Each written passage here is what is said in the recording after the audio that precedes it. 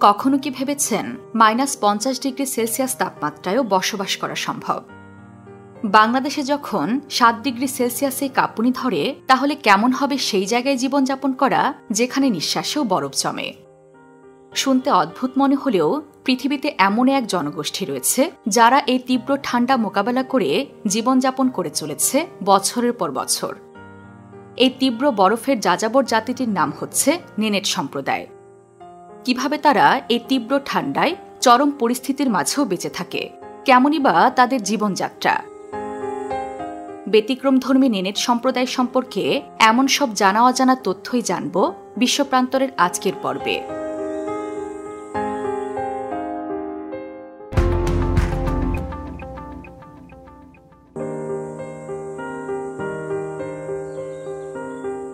নেনেটরা প্রাচীন যাযাবর সম্প্রদায়। এরা মূলত রাশিয়ার আর্কটিক অঞ্চলের আদিবাসী। তবে তারা কয়েকটি গোষ্ঠীতে বিভক্ত হয়ে পৃথক পৃথক অঞ্চলে বসবাস করে। 2021 সালের সর্বশেষ আদমশুমারি অনুসারে রাশিয়ান ফেডারেশনে 49,646 জন নেনেট ছিল।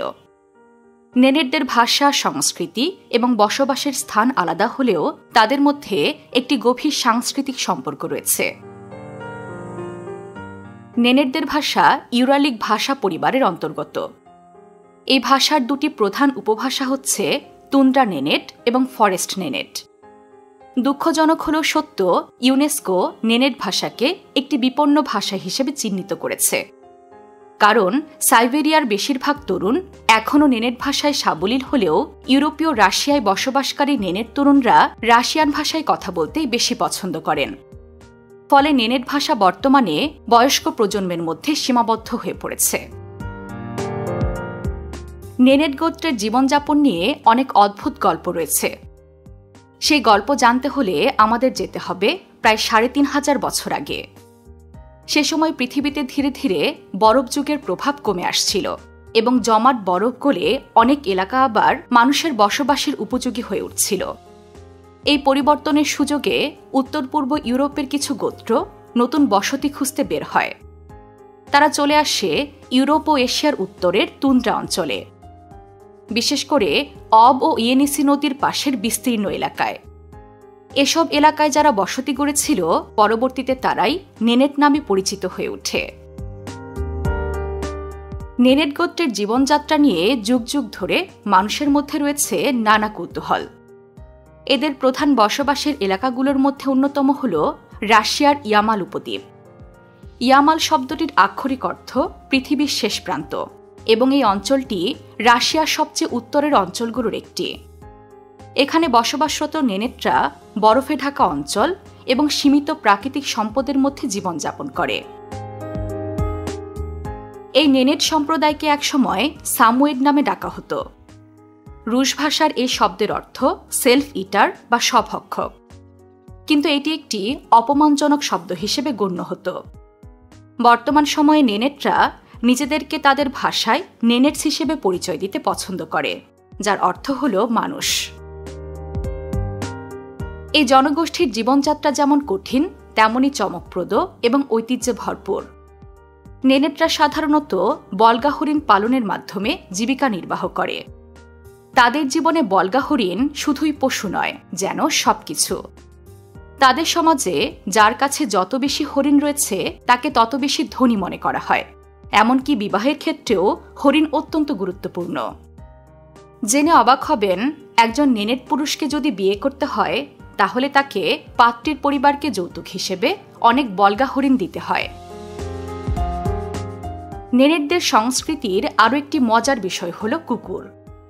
কুকুর তাদের বিশ্বস্ত সঙ্গী এবং এরা ঠান্ডা সহনশীল, শক্তিশালী আর শিকারী প্রকৃতির।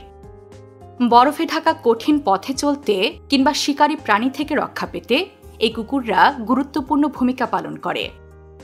এছাড়াও তুষার ঘেরা তুন্দ্রা অঞ্চলে মূল যানবাহন হল কুকুর এবং বল্গা হরিণ টানা স্লেজ গাড়ি। এই স্লেজগুলো কাঠ দিয়ে তৈরি এবং বরফের উপর চলার জন্য একেবারে আদর্শ। নেনেট সংস্কৃতিতে কুকুরগুলো শুধু কাজের জন্যই নয়, বরং তারা পরিবারের সদস্য হিসেবেই গণ্য হয়। নেনেটদের বসবাসের বাড়িগুলোকে বলা হয় চুম।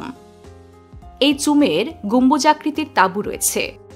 সেই তাঁবুগুলো বলগা হরিণের চামড়া ও কাঠ দিয়ে তৈরি করা হয়। এদিকে নেনেটদের খাবারের কথা বলতে গেলে এখানেও বলগা হরিণই তাদের খাবারের প্রধান উৎস। তারা মূলত এই হরিণের মাংস খায়। এছাড়াও বলগা হরিণের দুধ থেকে দই ও বিশেষভাবে সংরক্ষিত খাবার তৈরি করা হয়, যা তাদের পুষ্টির বড় একটি উৎস। নেনেটদের জীবনধারা ঐতিহ্যগতভাবে নোমাডিক, অর্থাৎ যাযাবর। তারা তাদের হরিণদের পাল নিয়ে বছরের বিভিন্ন সময়ে এক স্থান থেকে অন্য স্থানে ঘুরে বেড়ায়। এর প্রধান কারণ হল হরিণের খাবার। বলগা হরিণ বিশেষ করে লাইকেন নামে এক ধরনের শৈবাল খেয়ে থাকে। যখন একটি এলাকায় লাইকেন শেষ হয়ে যায়, তখন তারা নতুন অঞ্চলের খোঁজে রওনা দেয়। প্রতি বছর তারা শুধু এই খাবারের খোঁজে আর্কটিক সাগর থেকে শুরু করে উত্তর ওরাল পর্বতের বনাঞ্চল পর্যন্ত প্রায় 500 কিলোমিটার পথ পাড়ি দেয়। এই কারণেই কয়েকদিন পরপর তাদেরকে তাঁবু এবং অন্যান্য জিনিসপত্র স্লেজ গাড়িতে তুলে নিয়ে নতুন জায়গায় চলে যেতে হয়। সবচেয়ে ভয়াবহ বিষয় হল, এসব অঞ্চলে প্রায় 8 মাস ধরে জমি তুষারে ঢাকা থাকে। শীতকালে তাপমাত্রা নেমে যায় -30 ডিগ্রি থেকে -50 ডিগ্রি সেলসিয়াস পর্যন্ত, যা সত্যিই ভয়ঙ্কর ঠান্ডা। এই চরম পরিবেশে টিকে থাকতে নেনেট মহিলারা হরিণের চামড়া দিয়ে গরম পোশাক, জুতা আর তাঁবুর কভার তৈরি করেন। অবাক করা বিষয় হল, মাত্র 5 বছর বয়স থেকেই নেনেট শিশুরা নিজেদের দায়িত্ব নিতে শেখে এবং পরিবারের কাজে সাহায্য করে।